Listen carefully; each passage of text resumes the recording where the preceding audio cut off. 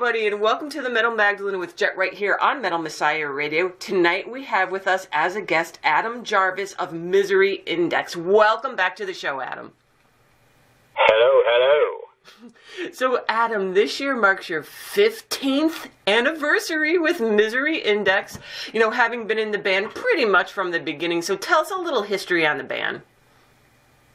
Wow, it's 15 years. Mm-hmm. Yeah, Surprise. I forget that sometimes.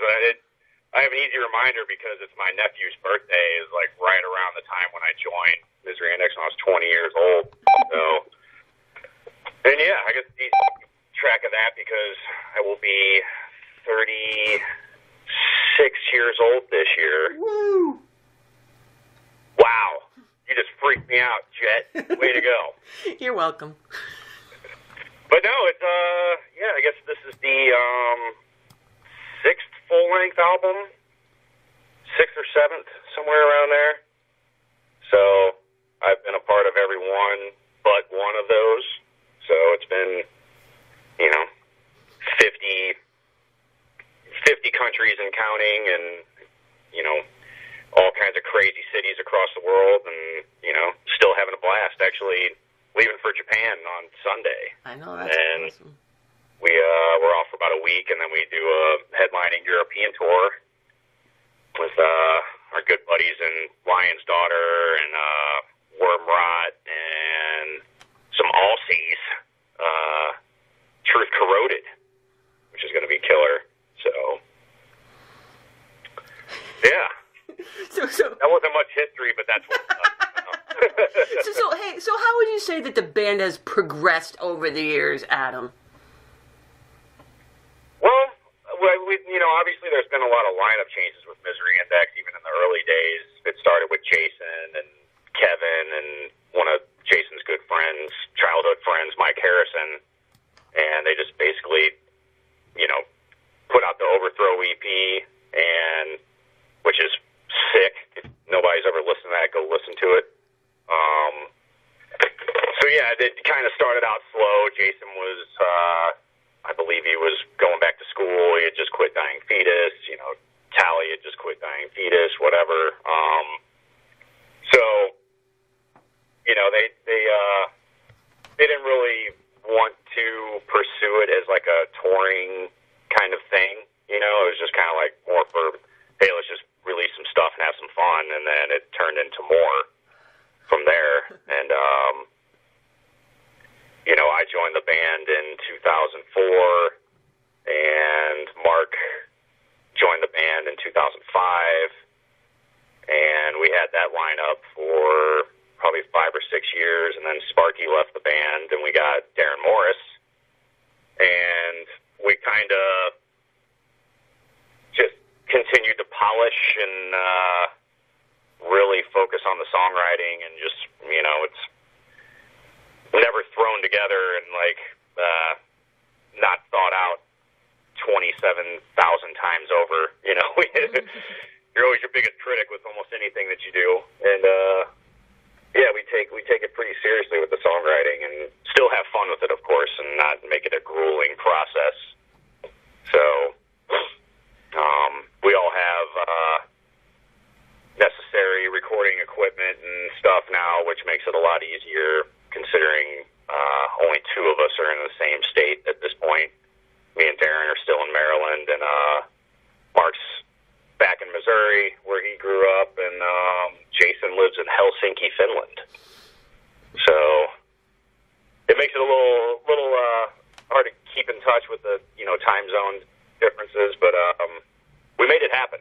It's always a way to make it happen. So how long did it take for you to make this album happen with you guys all over the place like that? Is it kind of a slow process or not so much? I know with the internet and shit, you guys could just send stuff everywhere, like in real time anyways, but... Yeah, I mean,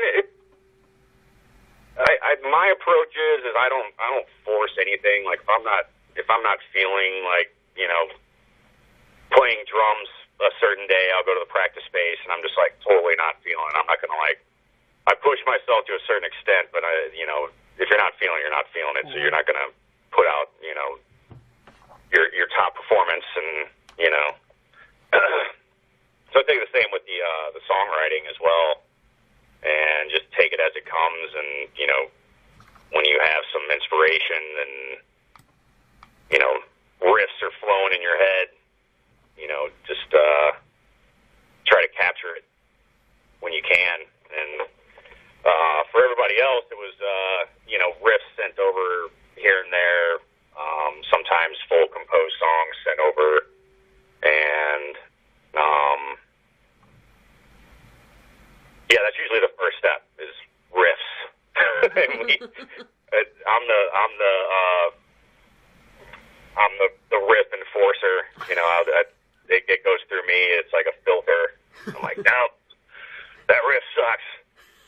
Try again, And not that I say it sucks. I'm not like that harsh about it. But I'm like, maybe we could, try something different here. And so that's the hardest part, is just the going back and forth after you kind of have the idea in place. Not, being in a room, just being able to like jam and, hey, why don't you try this real quick? It'll be like, hey, why don't you try this? And then 2 weeks go by, and it's like, oh, okay, killer. Yeah, that's what we're going for. But now let's try this. So it's, not as easy as it used to be, but in a way, it makes you more of a critic with your song, because you're sitting back and actually listening to it as a, finished product almost.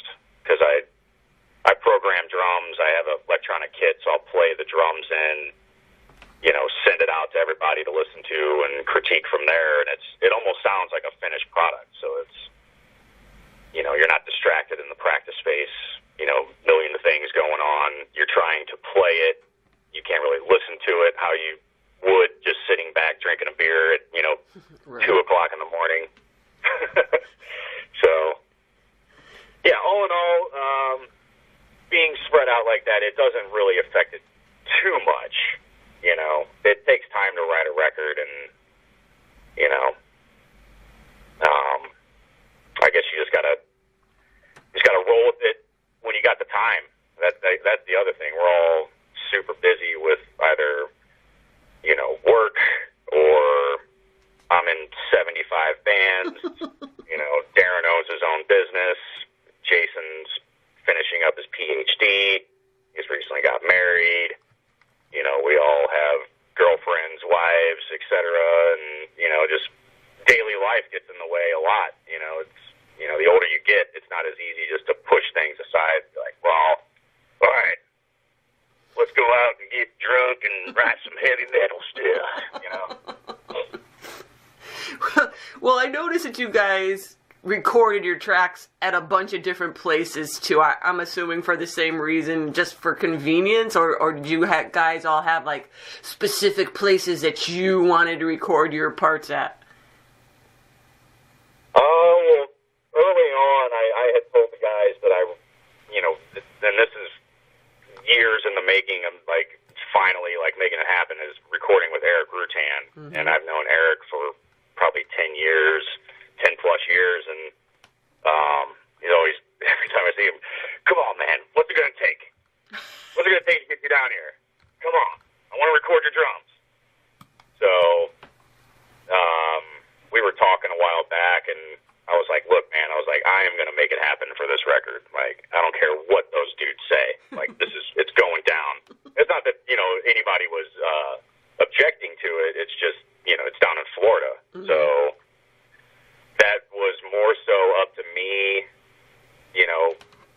because I recorded Killing Gods with Scott, which is right in Maryland. So it's, I don't have to take a month off of work or a couple weeks off of work to go down and track the drums. But this year it was just like turning into a little vacation. My girlfriend's father lives down West Palm Beach, so we went down there to visit him, and then, stayed with Eric for I was there about a week and a half, almost 2 weeks, and just had a blast, Really, really enjoyed recording with Eric, and he's militant, but militant in a way that you want him to be, because I don't like wasting time. Nobody likes wasting time in the studio, and I don't like editing anything, and he knows that. We just go in with a game plan, and like I'll play something, and he'll be like, yeah, do it again. And I'm like, well, if Rutan's saying do it again, I'm just going to do it again. I'm not going to question Rutan, you know. Well, that's just, you know, as far as my recording for the record goes. But Jason did his stuff in Finland. Mark has a friend, Ryan, that recorded the guitars, and then he also kind of turned a little vacation into the, like, our, I guess a better way to say it is he turned the recording process into a vacation and went out to Portland and recorded the vocals with Leon from, he's also been in 79,000 bands throughout the years, but he's currently playing in Nails, and who else is he playing with now? I can't even keep track of it. I can't even keep track of who I play with, so much less Leon. But so yeah, he did the vocals out there, and Darren did his guitars at his home studio, and yeah, it's just crazy how you can do that nowadays. Well, it's kind of nice, too, because look, when you said how a lot of you kind of incorporated your vacation time in with recording time, so at least you're in happy mode when you do all this stuff, you know? Oh, absolutely. Being down in Florida and as opposed to in Maryland is like, you know, it's paradise. You know, I mean, Maryland, it's got its fabulous features. You know, it's known as Charm City, but it's not too charming. And it's not vacation if you live there all the time. You know, it's just not the same. It's a whole different vibe. Exactly. Right? Yeah, it's good to just step away and kind of go in with a clear head and not have distractions, you know, work distractions or what have you. And, yeah, you have a rough day at the studio, go to the beach. There you go. That sounds terrible, doesn't it? It certainly does, especially this time of year. Yeah, he's right in St. Pete, so I love it down there. I'm actually, you know, considering moving down to Florida. Mm-hmm. Eventually. So everybody says that till they get there. They get their first hurricane. Yeah, I mean that's a given. It doesn't happen too often, but yeah, it's definitely kind of a scary thing. You know, I grew up where there was tornadoes. I didn't have to worry about. Oh, there you go. I was in a landlocked state, Illinois, and we were close to Tornado Alley, so that was. I think a hurricane, you have a little bit more time to brace yourself, but a tornado, sometimes it's like... Yeah, that's true. They come ripping through. Okay, well, hey, we're here today to talk about the new album. It's coming out in March, called Rituals of Power. So what's the central theme of the album, and how does the cover art depict the theme, Adam? Those kind of questions aren't really my forte, but I'll throw something out there that I would think would make sense. We had some mishaps with the artwork and got it resolved at the 5th hour, and it's very fitting for the powerful sound that we got on this record.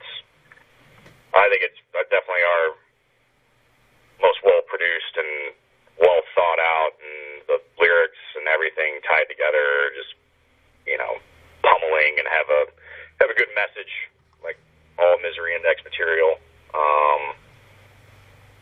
And I'm probably gonna just leave it at that because I don't want to say anything too stupid as far as what the songs mean. Right. Well, reading through the bio part of it, I think they said that the central theme was kind of based around truth. And the songs kind of go into it, whatever the interpretation of it is, and that people can interpret on their own, like with all lyrics. And something about the tablets on the artwork could kind of pertain to all of that too. So people have to pay attention to the artwork and listen to everything, and they can make up their own minds. How does that sound? Yeah, Misery Index is always, Jason especially, has always had a really good way of, incorporating like real life stuff that just gets brushed under the rug and, is a reality for, hundreds of thousands of people that, we just don't even think about because they're all the way across the world.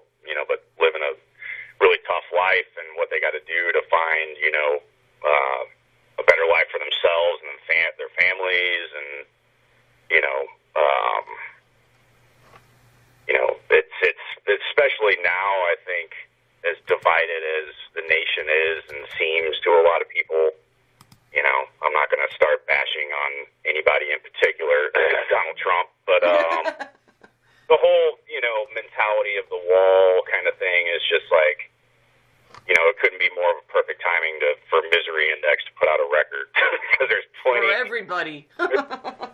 Yeah, everybody has their 2 cents, but it's like the way Jason kind of relays that in his lyrics, it really opens up your eyes and, makes you think about things a lot differently as opposed to like, just your typical asshole that's like, oh, we want the Mexicans out, and it's like, it's not just, that's not the problem, it's like, yeah, of course there's people of all different, race, that people just associate like Mexicans as Hispanic people, but it's like, it's across the board, and it's like, yeah, some people are coming in and, doing some messed up stuff, and I don't know if I'm, say terrorist, but, it's like, they have a certain agenda, they're going to do what they're going to do, and it's like, yeah, you want to stop those people, but it's like, most people that are trying to come over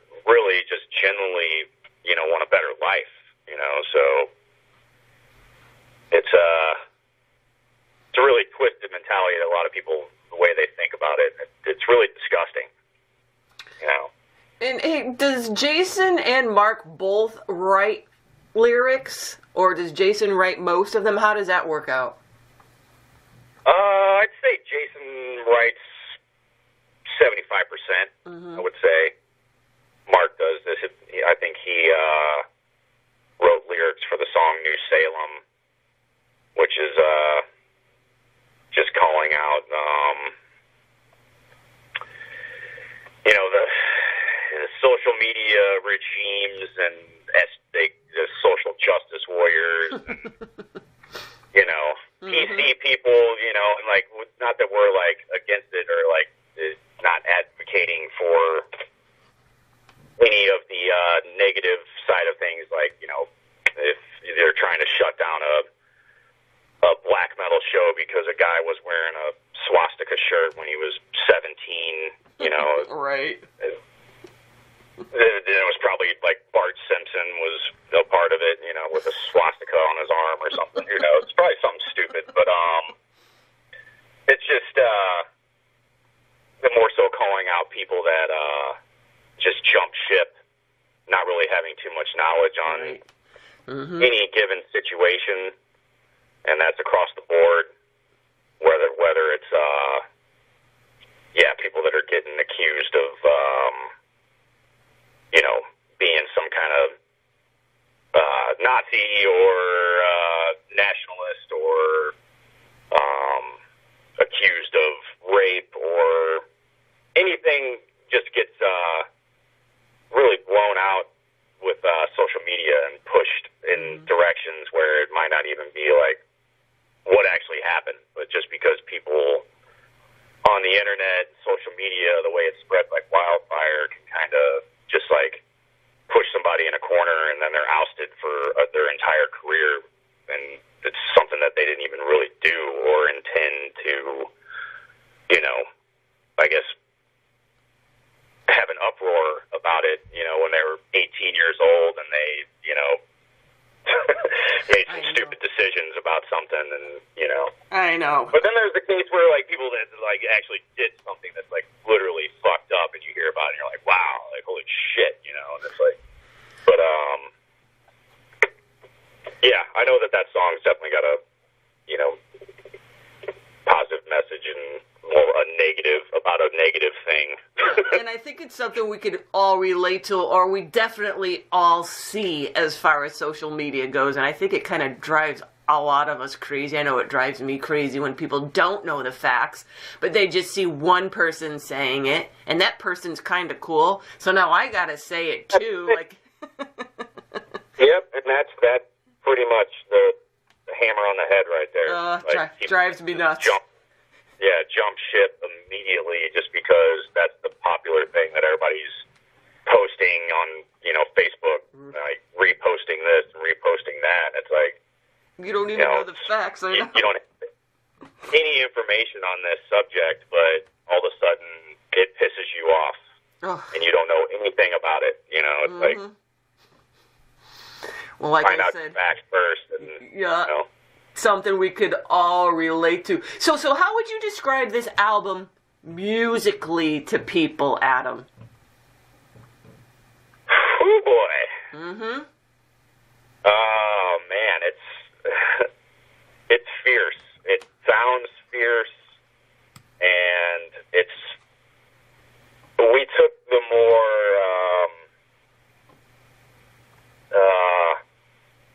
heavy, groovy approach on a lot of it, and then we just continued to just try and do the pummeling, you know, smash your face in the ground part of it as well. But I think there's a lot of talk right now. People are like, man, there's no blast beats on this record. It's like, there's blast beats. You're gonna hear them. The second track is ripping. It's there's a song that's at 240 that's almost blasting the entire song, and then there's another song called Naysayer, very fitting title. Which actually my original band All Will Fall had a song called Naysayer, so it's kind of like a little nod to, you know, all the boys back home, and you know, we had we had some qualms with some people in the local scene, and we, you know, this came with the song Naysayer, and this is kind of, I guess you can read the lyrics whenever it comes out and portray it how you want to, but yeah, it's just you know, we wrote music that we like to listen to is what it all comes down to, and have fun playing, and because man, there's a lot of stuff that we've recorded that, you know, we're all getting older, and it gets harder to play every goddamn time. So, not that we we're gonna hold back, you know, but it's sometimes you don't have to go a million miles an hour to be just punch you in the face heavy, you know. Right. So how's the album going to be released? And don't you have like some bonus tracks on some of the formats? Yes, we have. We did a MOD song with our good buddy Rob Barrett from Cannibal Corpse. Oh, cool. He did vocals back in the day for a band called Solstice. If anybody's ever listened to that, but check that out. He has amazing vocals, and so we didn't want him to just play guitar. We're like, you know, I guess it all goes back to when we toured with Cannibal Corpse twice in like a year, and we would, you know, after the show be hanging out on the bus, and we'd put on MOD, and everybody, you know, just having a good time laughing at the songs. And, you know, if you don't know who MOD is, that's Billy Milano's band before SOD with, you know, Dan Loker and Scott Ian, Charlie Benante from Anthrax. So, do your research, kids. But, yeah. So that was a lot of fun recording that song. Jason met up with them in Finland, and Cannibal was on tour, and they just did the vocals for it in the backstage, and then I heard it, and I was like, holy shit. He sounds more like Billy Milano than Billy Milano. It's fun. It's hilarious to listen to, but still just really heavy, you know. Will Putney produced the album. I don't know if I dropped his name yet, but he did the newest Pig Destroyer record, and before that record was even out, I sent over, because we were considering using somebody else to mix the album, the new Misery Index album, so I was like, yo, Mark, Jason, Darren, you guys need to listen to this, and send them one of the new Pig Destroyer songs, and they were like, holy shit. So, yeah, we pretty much tapped him and got him to do the MI album as well, and both records sound different, which is cool, you know. It's Pig Destroyer was kind of going for one thing, Misery Index was going for another. Right. You know, they both turned out sounding really great, but different and cool, you know. So, but yeah, back to, sorry, I tend to trail off. Yeah, Jesus. Get to thinking about things and my mind goes in a totally different direction. It's like, French fries? What? Pizza?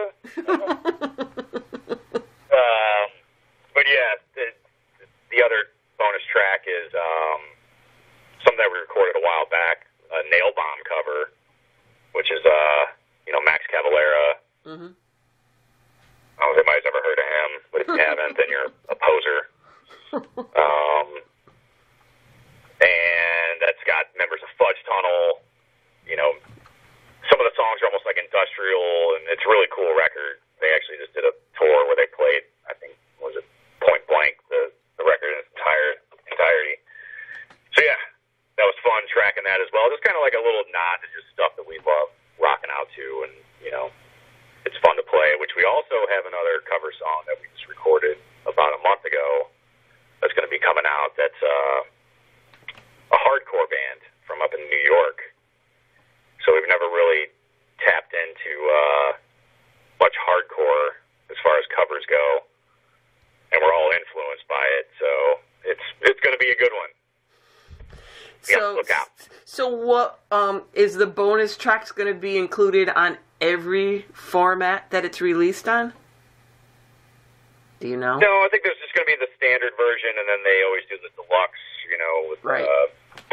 You know, you get the deluxe vinyl edition or CD version. Yeah, I think we're going to do an 8-track. No, I'm joking. Bringing back the 8-track. If you'd have said cassette, that would have been one thing, but 8-track is where we draw the line. Oh, well, yeah, cassette is a given. You got to do a cassette. But even that's funny. I mean, trust me, I think it's hilarious, but it's awesome. You know, I actually have a cassette player in my car, and I still listen to cassettes.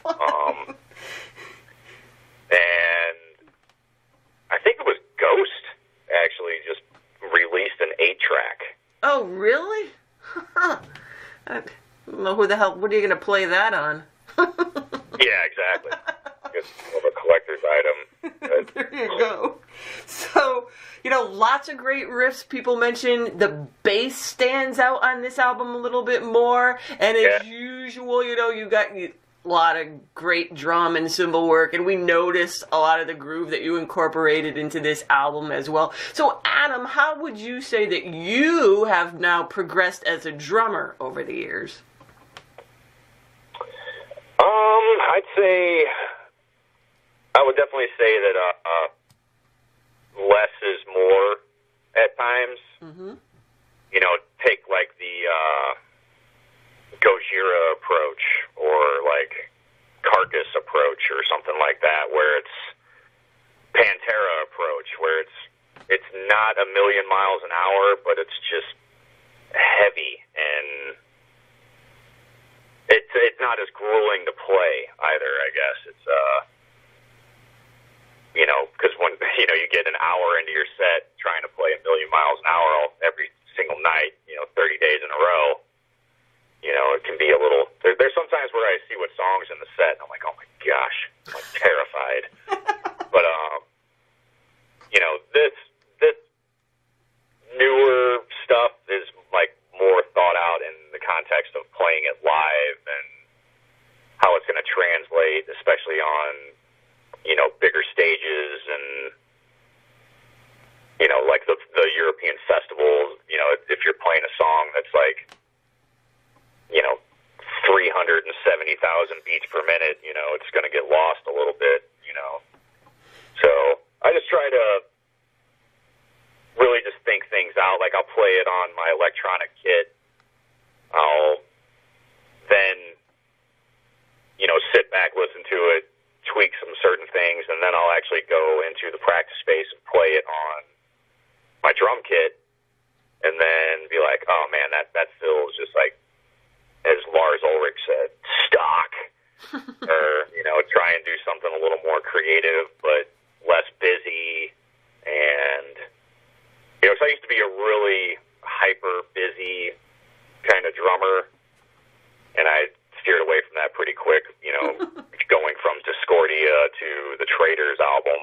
Mm-hmm. And it was definitely for the better. And I think that had a lot to do with just, you know, playing Kevin Talley's stuff. Right. I had to learn a lot of his drumming, and he's got a way of just like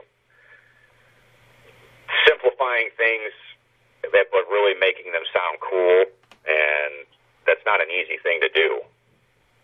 You know, that's why I think just going for rolling out double bass and going for the blast beat is sometimes just like an easy way to just finish a part. Like, just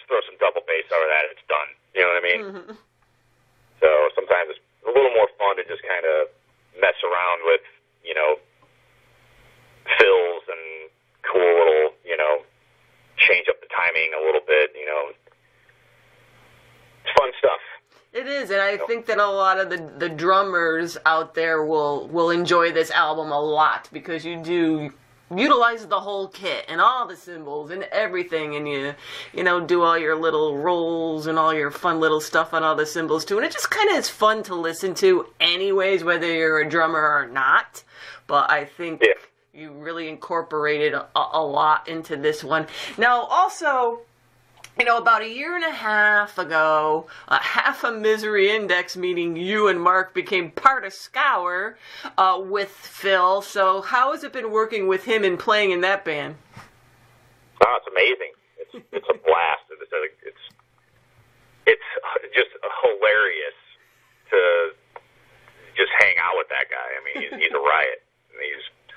He's completely sober. He's, you know, he's in the best shape that he's ever been in, he says. And he's like, you know, just a pleasure to be around. And it's like crazy to think of all that guy has done. And then here we're going out and playing a show in front of 300 people at some, you know, at some club, you know. And then, you know, it was the other night I was sitting around and somebody posted something on Instagram, and it was like Pantera live in like Argentina or something like that. There's like 20,000 people, and I'm just like, sometimes I forget, like, oh yeah, that's what Phil has done. Shit. Oh my God, like this guy is like, he's literally a living legend, and it's awesome just to get to know the guy and, you know, for who he really is, and jam with him and everybody else in the band. You know, my cousin John and Big D, who's now playing in the Illegals with Phil, and right. You know, his wife Kate and Steve, big fella. You know, he records everything for Phil out at the Nosferatu's lair, and it was just awesome just going down there and just hanging out. And, you know, we go kayaking, and, you know, he's definitely what he has now. He deserves it, I say. You know, he's worked hard, and he's not one to he's like he doesn't live in a mansion and doesn't have a, you know, look at me vehicles, and he's very low key. Just like, I think I said it before, and I've, you know, probably said it actually many times. It's like your badass uncle. You know, you go to hang out with your badass uncle who has like all the cool old school records and awesome posters and every horror movie you could imagine, from freaking Ukraine to freaking Israel or something. You know, it's like all this underground cool rare stuff that he's just accumulated over the years. You know, so it's definitely awesome. And that has a lot to do with, you know, just every band that I'm in. It's like, it's really, you know, just made me a well-rounded musician, you know, playing with Scott and J.R. Blake and Pig Destroyer, you know, and it's, you know, it doesn't hurt, you know, branching out and jamming with other people. You know, even my other band, Asthma Castle, we got a new record dropping in March as well. Oh, boy. So, or maybe it's April. I can't keep track. So but that's the slower, heavier stuff, you know, that like just makes you a more well-rounded musician. Right. So you've got a lot of stuff going on now. We know that you're just about to do some touring with Misery Index. I mean, are all these bands you're doing tours this year, Adam? Misery Index is really the only band that actually goes out for a extended amount. Mm-hmm. So, you know, Pig Destroyer will do like a weekend here and a weekend there, and maybe 5 dates tops, just because of, you know, family life and jobs and all that stuff that gets in the way of, you know, damn it, you know, trying to go play metal. Gotta get your priorities straight, man.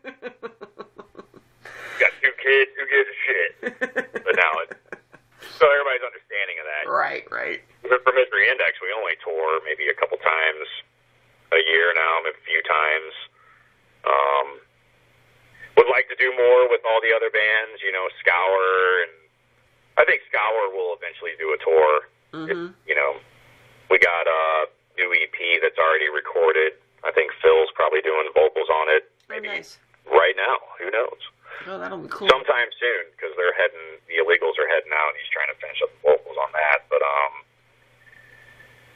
yeah, that's, you know, Misery Index has got the new record out, so we're going to try and just hit places that we haven't hit in a while, and we've been talking about going back to a lot of places that, you know, because, I mean, we used to tour, we play like 200 shows in a year, and just go all over the freaking place, and sometimes you do that, you might wear out your welcome, you know? So you're doing the same tour over and over, and right. Misery Index is here again, like, you know. I already seen them. We could skip that. Yeah, you gotta keep up that demand, and, you know, people want to come out and see it instead of being like, oh, you guys were just here, you know. Right. So you mentioned you're going to Japan now. Aren't you doing like a little European tour too? Yeah. Japan's with Napalm Death, I Hate God, and Melt Banana, which is going to be awesome. Love all the Napalm dudes. We've toured together before, toured with I Hate God before, and Melt Banana's from Japan. They're like a grindcore band. Right. They literally melt bananas on stage. Oh, wow. So you should look it up. I don't know if you guys knew that you could melt a banana, but you can. No, I was joking. But yeah, then after that, we got a 3-week headlining tour. Going through, it was like 7 or 8 different countries in Europe. Right. And yeah, Warm Rot from Singapore, which is going to be awesome. Those guys rule. Actually, fellow St. Louis band. That's my stomping grounds. Called The Lion's Daughter. They're on Season of Mist as well. Uh-huh. Their new record's really cool. They're doing, they're branching out, kind of doing something that's, you know, definitely on the original side. It's really heavy, but they throw in a lot of different elements. It's, you know, really cool to listen to. Just check that out. And then, yeah, Truth Corroded from Australia. And I think that's it. No. Oh, yeah, Rotten Foot's doing a few of the dates. No, I'm just joking. That's not a real band. It should be. You never know. If you take that band name, whoever you are out there, I want some credit. Now, are you guys going to be doing any U.S. dates that you know of? Yes, we are. That hasn't been announced? Okay. I don't know if I should throw that one out there yet. We'll just look on your social media page to see when that happens. Yeah, that'll be in June. We'll be doing about a 2-week run in the States in June. So I can tell you that much. All right. Okay, well, there you guys go. Misery Index has a new album out in March called Rituals of Power off Season of Mist Records. They're going to be touring all over Europe, and you can follow all of the bands Adam is in on social medias and check out his Facebook artist page. And, oh yeah, we also have some cool Sick Drummer magazine playthroughs on his artist page with him. And Adam, as always, thank you for coming on the show, and all the best with the tours and the new albums and all your 70 gajillion bands you're in. Yes, well, thank you. Yeah, thanks for the interview, and yeah, you just mentioned the Sick Drummer stuff, so shout out to Ian, you know, always helping out and keeping my name alive and, you know, showing the love. So that doesn't go unnoticed, and yeah, you got to appreciate people like that. You know, a lot of people in the biz, from the people that produce you to promote you to help you out. You know, like yourself, Jet. You know, there might be 1 or 2 people out in Chattanooga, Tennessee, that never heard of any band that I just mentioned, and now they know about it because you talked to me. Well, thank you. Adam, and there you guys go. And Adam, best of luck with the tour and the new album. Well, thank you very much.